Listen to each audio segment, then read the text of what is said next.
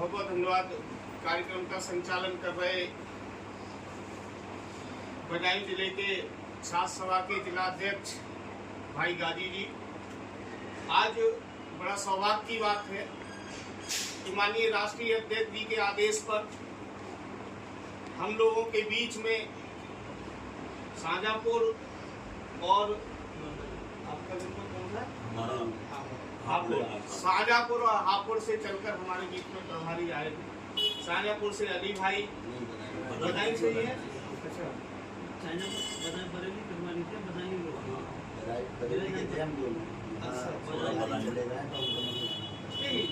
मूल जनपद आपका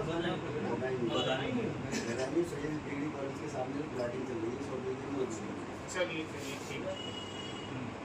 तो हमारे बदायूं जनपद के हर जिले में राष्ट्रीय अध्यक्ष जी ने कुछ प्रभारियों को नियुक्त किया है। प्रभारी का काम क्या होता है कि किस तरीके से सदस्यता चल रही है और नई रूपरेखा बनाने का काम जिम्मेदारी राष्ट्रीय अध्यक्ष द्वारा की गई है। उस उपलक्ष्य में हमारे नागर जी और अली भाई हम लोगों के बीच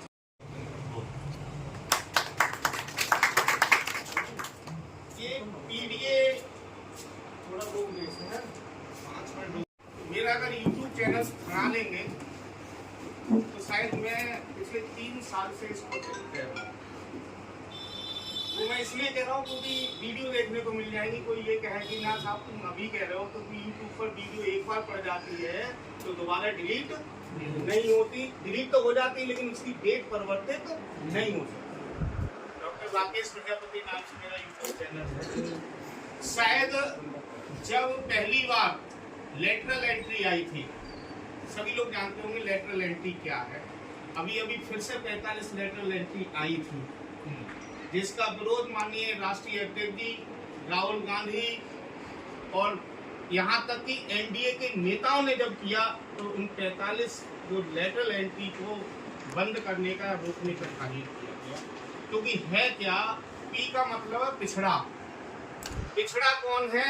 इस देश के अंदर जब वर्ण व्यवस्था लागू हुई थी तो अस्पृश्यता और स्पर्शता, टचेबिलिटी अनटचेबिलिटी। टचेबिलिटी क्या है? टचेबिलिटी का मतलब है कि छुई हुई चीज को खा सकते हैं, ले सकते हैं, पी सकते हैं, वो कहलाती है टचेबिलिटी। अनटचेबिलिटी क्या है? अनटचेबिलिटी ये है कि जिसका छुआ हुआ भी हम नहीं खा सकते, ले नहीं सकते, बैठ नहीं सकते, छू नहीं सकते, वो अनटचेबिलिटी।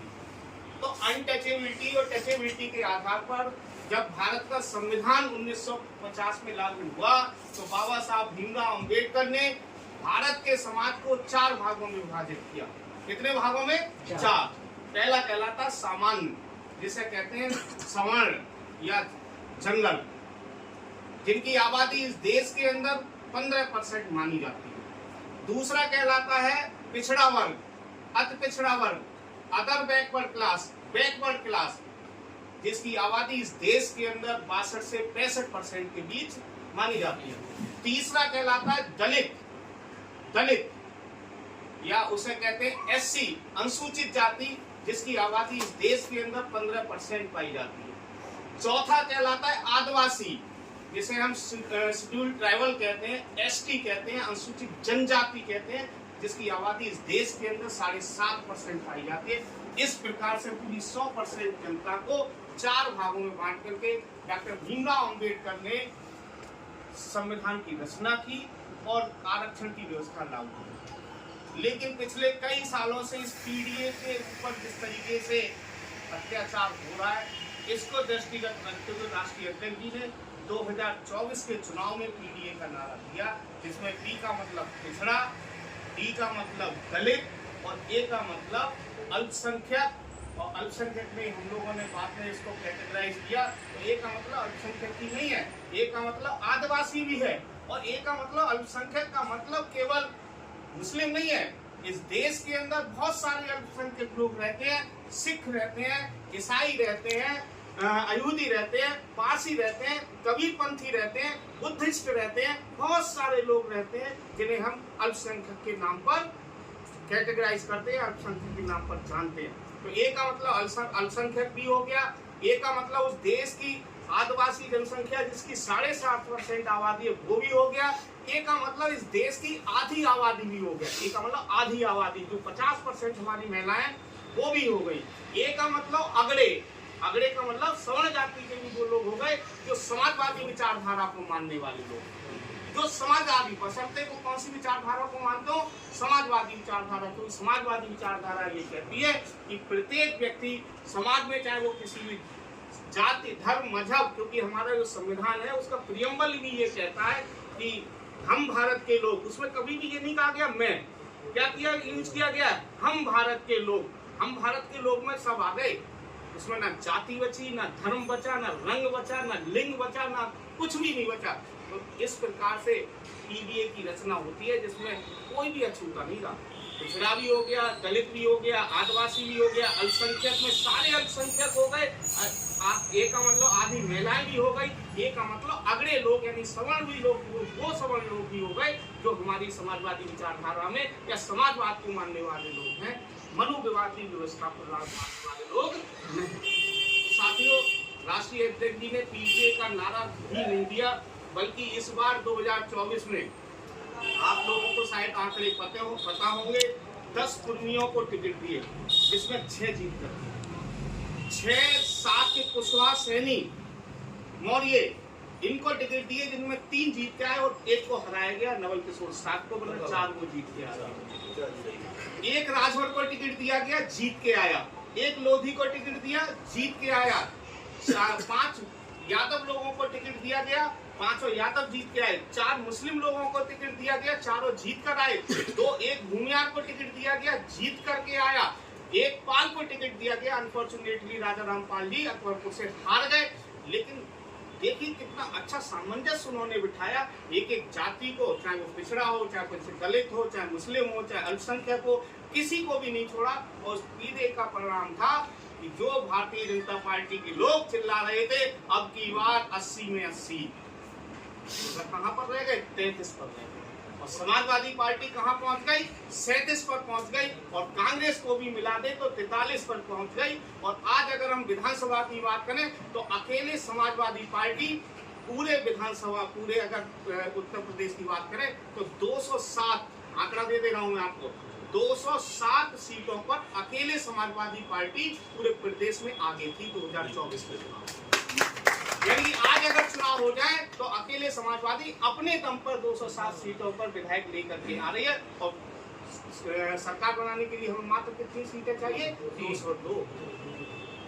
अगर कांग्रेस को भी जोड़ दें तो लगभग हम 242 सीटें आज इस समय हम आगे हैं, 242 सीटों। तो ये माननीय राष्ट्रीय अध्यक्ष जी का पीडीए का नारा, और ये पीडीए का नारा ही नहीं दिया, उन्होंने पीडीए पर काम भी किया। तो बस मैं तो इतना ही कहूँगा, जैसा भी आप सब लोग तो जानते हैं, बाकी प्रभारी भी, मुझे यहाँ बैठा हुआ चाचा पहली बार आए, बाकी सभी मेरे यहाँ पर आते ही रहते हैं। सब लोग जानते हैं पीडीए की लड़ाई में लड़ने का काम करता हूँ। आज यहाँ तक पहुँचाऊँ तो पीडीए की लड़ाई पर ही पहुँचाऊँ। शायद अगर पिछड़े दलित की आवाज़ अगर मैंने नहीं उठाई होती तो शायद यहाँ तक माननीय राष्ट्रीय अध्यक्ष जी ने प्रदेश की मेन बॉडी में नहीं पहुँचाया होगा, क्योंकि ये सब मैंने भी वही शिक्षक सभा में काम किया, शिक्षक सभा से निकल के पिछड़ा वर्ग में काम किया, पिछड़ा वर्ग के बाद युवजन सभा में काम किया, और आज माननीय राष्ट्रीय अध्यक्ष जी के आशीर्वाद से कहाँ पहुँचाऊँ, मेन बॉडी में पहुँचाऊँ। तो देखिए, आप लोगों से मैं बार बार और कहता हूँ, सब लोगों से कहता हूँ, नहीं कहता हूँ, संघर्ष कीजिए। संघर्ष की कोई तोड़ नहीं है। संघर्ष करेंगे तो आपको एक दिन परिणाम जरूर मिलेगा। ये आप निश्चित रूप से लिख लीजिए, संघर्ष करेंगे तो आपको परिणाम जरूर मिलेगा। केवल हवाई बातों से कुछ नहीं होगा। प्लेटफॉर्म जब भी अन्याय हो रहा हो, एक बात और कही है मैंने कि अन्याय करने वाले से ज्यादा दोषी कौन है, अन्याय सहने वाले। आखिर वो क्यों सह रहा है, मत सहिए। अगर आपके ऊपर कोई अन्याय कर रहा है तो आपको भारतीय संविधान ने वो छूट दे रखी है। अगर संविधान को पढ़ लिया किसी व्यक्ति ने तो कभी कोई आपको परेशानी नहीं आ सकती। संविधान ही एक वो चीज है जिससे देश चलता है, बाकी किसी से देश नहीं चलता। और जो भारतीय जनता पार्टी के लोग हैं वो इस संविधान को बदलना चाहते हैं और संविधान को तहस नहस करना चाहते हैं, वो तो इनकी बस नहीं चल रहा है। और इस बार 240 पर ला करके दिखा दिया है हम लोगों ने।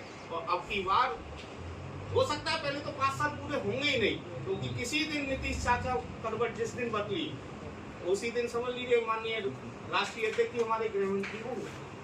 निश्चित समझ लीजिए, वरना रक्षा मंत्री तो पक्का ही है उनका, कोई रोक ही नहीं रहा है।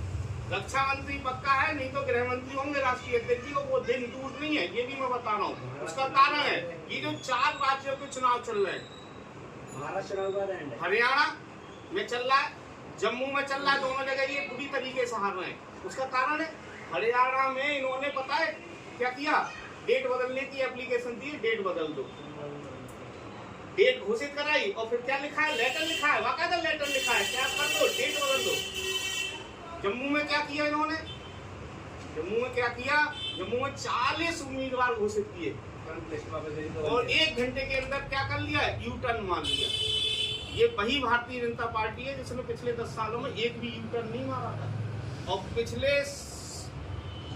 लगभग 6 महीने भी नहीं हुए हैं, 6 महीने होने जा रहे हैं चुनाव को, लेकिन रिजल्ट अगर देखें तो 4 जून के बाद हुआ है और सदन शुरू हुआ है लगभग जुलाई में। पिछले मतलब 1 डेढ़ 2-2.5 महीने के कार्यकाल में इन्होंने 4 यू टर्न मारे हैं, 4 यू टर्न।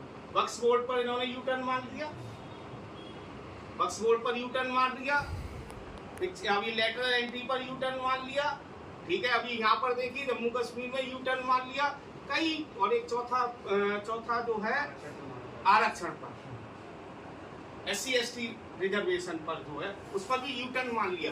4 बहुत महत्वपूर्ण मुद्दे थे, लेकिन अगर ये फुल फ्लैश में होते तो एक में भी यू टर्न नहीं मारते ये, तो हम लोगों ने दिखा दिया चेंज करके यूपीएससी। बिल्कुल, वो तो कुछ है ही नहीं, वो तो आज ट्रेंड चल रहा है। अभी मैं शिक्षक भी हूँ, मैं इंटर कॉलेज में लेक्चरर भी हूँ, अभी हमारा ट्रेंड चल रहा है इस समय यूपी में नहीं, ऑल इंडिया में टीचर पर नंबर 1 पर है ट्रेंड में OPS। जबकि ये बात ही नहीं करते थे, कर्मचारी की सुनते ही नहीं थे। तो हमारे मुख्य अतिथि आए हैं, हमें मुख्य अतिथि को सुनना है। और भाई देखिए, बस एक बात कहूँगा कि ज्यादा से ज्यादा कोशिश करें कि इस जो हमारी सदस्यता अभियान चल रहा है, इस सदस्यता अभियान में जो भी हमारे अध्यक्ष बैठे हुए हैं छात्र सभा के, और यहाँ छात्र सभा के विधानसभा अध्यक्ष बैठे हुए हैं और युवजन सभा के भी विधानसभा अध्यक्ष बैठे हुए हैं, इनको जो मदद करनी है, क्योंकि जितनी देखिए जब नेताजी का काम हुआ करता था तो पता है डोर टू डोर भागा करते थे, 2 रुपए की रसीद कटती थी, 2 रुपए। हमें वही काम करना होगा। एक्चुअली हम अभी पिछड़ों में पहुंच नहीं पा रहे हैं पूरी तरीके से। पिछड़ी जातियां आने के लिए तैयार हैं, दलित हम लोगों के साथ आने के लिए पूरी तरीके से खूब जुड़ रहे हैं, लेकिन अभी हम वहां तक पहुंच नहीं पा रहे। तो थोड़ी अपनी पहुंच उन लोगों तक बढ़ा दें तो निश्चित रूप से जो 2027 का चुनाव आ रहा है उसमें माननीय राष्ट्रीय अध्यक्ष जी मुख्यमंत्री होंगे, 100% मुख्यमंत्री होंगे, कोई रोक नहीं रहा है। ये बहुत बहुत धन्यवाद। और